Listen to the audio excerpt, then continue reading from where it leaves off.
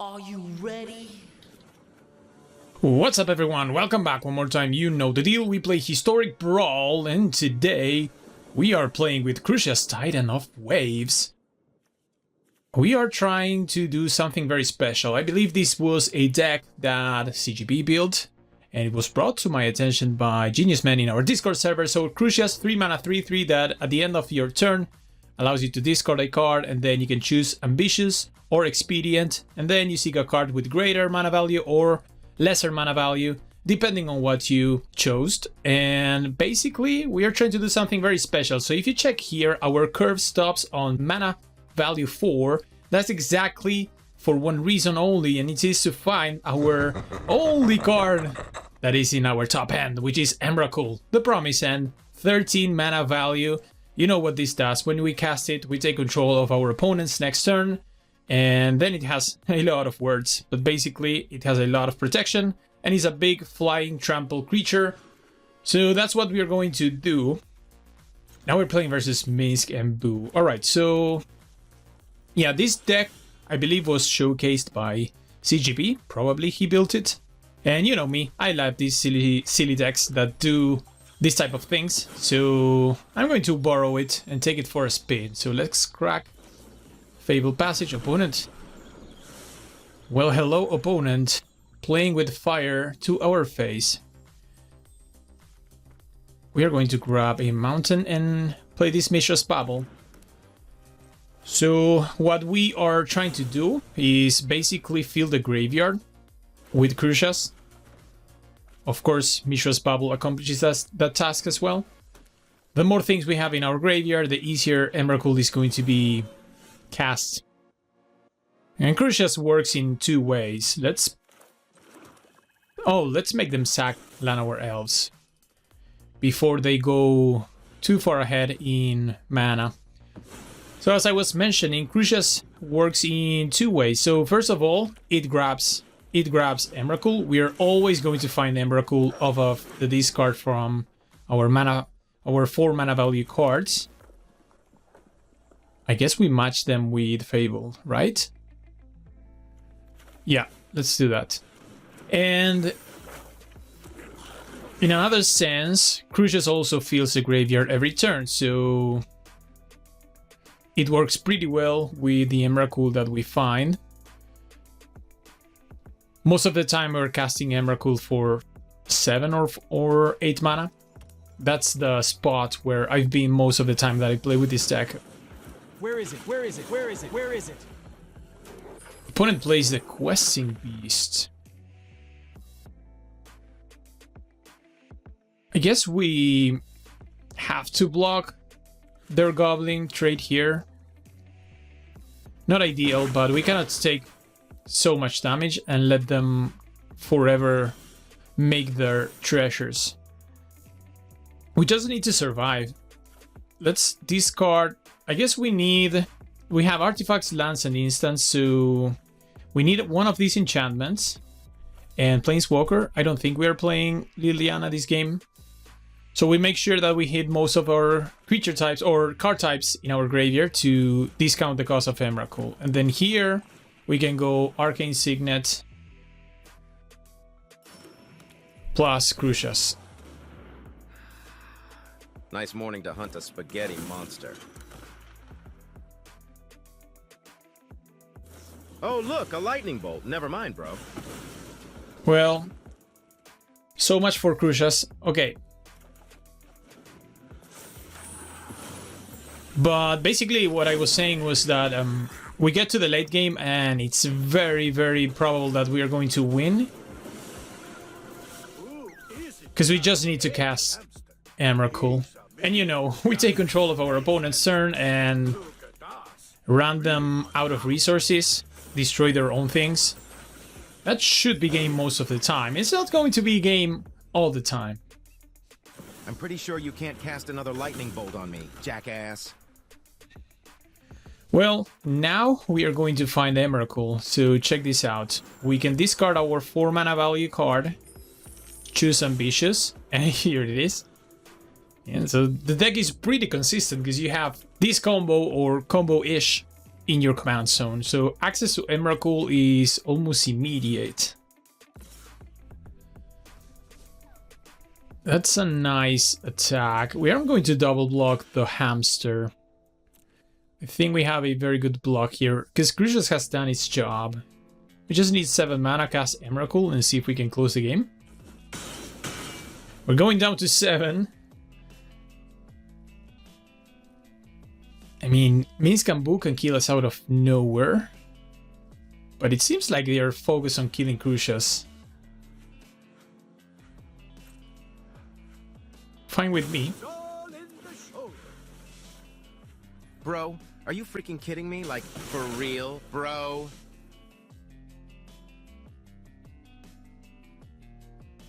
We have 5, 6, 7. We can cast Emrakul.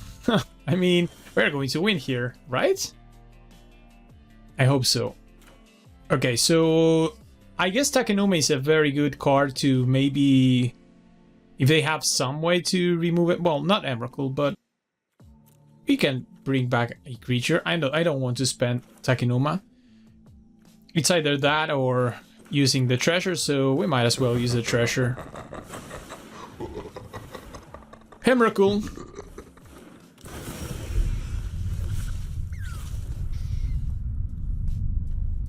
So, now it's their turn, but we are controlling them. I guess we can -2 their commander, but wait. Are we going to put it back on the command zone? Not at all. So you stay there, and then we sacrifice your questing beast to destroy your own hamster. We could make them... Well, we could have made the hamster attack into Emrakul, but that's fine. It's pretty over at this moment. Oh, this deck is funny. I gotta give it to CGB. This deck is funny. Hardened Scales. And okay, well, alright. So now we play Takenoma and we play Crucius. We could even big score, but I think that playing Crucius here is better. Let's attack first for 13. Boom. That's a big creature. Let's play Crucius here. And discard. I would like to keep the big score Rampage. We might have to discard Ritual. Yeah. Okay. So we have a blocker. If they find a hasty creature, they cannot recast their commander because their commander is on their graveyard. And yeah, that's what the deck can do. Opponent.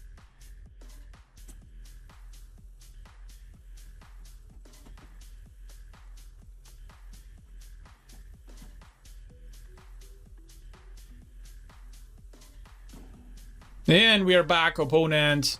South roping us for some reason. I guess they don't like that we take control of their turn. Why would they? Let's close this game. Yes! Nice one. Yeah, so this deck is amazing. It's just very consistent. You find Emrakul, you take control of our opponent's turn, and basically you just win on the spot. But most of the time, not all the time. In this case, we just cast their Midgard Massacre, and opponent does not want us to play with their cards, understandably. But in other cases, you just play your Emrakul and you think, alright, so we got this autopilot mode, we just run them out of resources. Like you can see, they have nothing. Oh, they find a bloodthirsty adversary, and what do they do with that? Well, they can recast a couple of cards from their graveyard. Most importantly, they made a sacrifice Emrakul right here. They can also draw cards from Deadly Dispute, and at that point, they just outvalued us. We didn't draw anything of relevance, and these opponents just survived on Emrakul, and check this out, their hand is insane, and we had to concede. So kudos to our opponent for surviving an Emrakul like a champion. Other opponents just go find a Time Walk. Casually finding Time Walks from their deck that they put there from with the Oracle of the Alpha.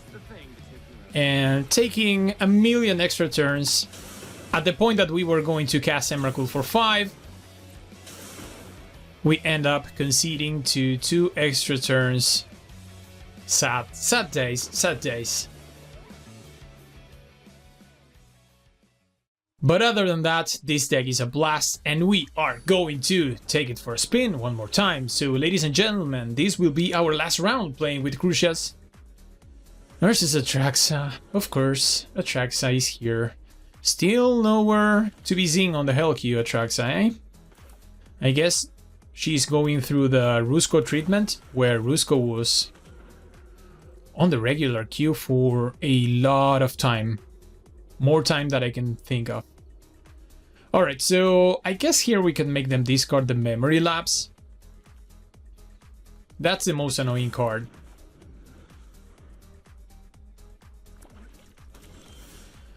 Alright, ooh, Faithless Looting to fill the graveyard. We draw 2. And we should put there a land. Let's make these a tap land. I don't think we need Karn. Let's put a Planeswalker on the graveyard too. Well, I guess we could have... we were going to get the land on the battlefield, on the graveyard from the Fable Passage, but that's okay. We have too many lands. So remember, we just play Crucius, discard any 4-drop spell, and we will always get Emrakul to our hand. So consistency is what makes this deck super interesting. So let's do it. What's the best card? This card. Crucius, discard Jaya. I would like to play Jaya, but I would like to have a Emrakul better. A minute away still. We need to do some work. But here we are. Ooh, Metamorph. Copies Crucius. I like it. So the cool thing is that these opponent right now has no way to accelerate other than this treasure. I forgot about that. I was going to say that they don't have the required mana to ramp into Atraxa, but they might just do it with Crucius. But you know what? We're going to kill Crucius right here, right now. How do we sequence these? We might give them 1 card just to make them also discard 1 card with the Brain Maggot. You would like to do that. So you can draw 1, but then we are going to take something from your hand.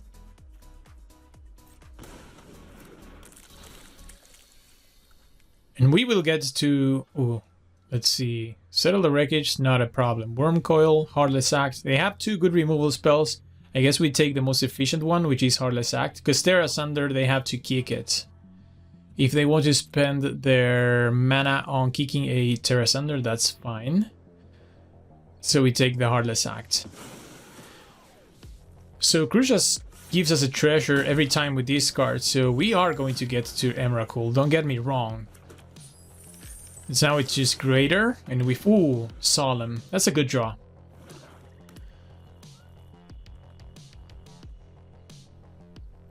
So having information when we're playing versus Atraxa feels so good. There's a Terra Sunder, that's fine. We can put it back to the command zone, we can even recast it at some point. Would have loved to draw a land, so let's go Solemn. Tutor for a basic.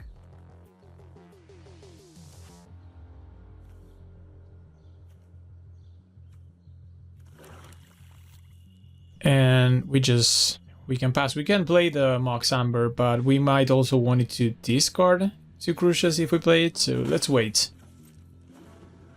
Alright, can you find your mana, opponent? They do, there's a land for them. Colagan's Command, interesting. We could destroy the artifact for them. Make them discard, but I guess they would discard whatever they want. They don't have good cards in hand. We could also grab something from our graveyard. Is this better than just playing Crucius and discarding? I guess we play Crucius, right? Keep ramping. Yeah, I like this play. Let's attack first. They kind of use Settle the Wreckage, and we just play Crucius. And you know what? I am just going to discard this Kolaghan's Command. Because this will give us the mana that we need for Emrakul. I mean, the other thing is that Emrakul's trigger is on cast. It's not an ETB, so even if they would find a counter spell, we are still taking their following turn. Well, they have the 7 mana, so they can play Atraxa here if they have the. Oh, they go for Worm Coil. Interesting. They didn't have the required mana. Well, however it is, here it's Big Daddy Emrakul.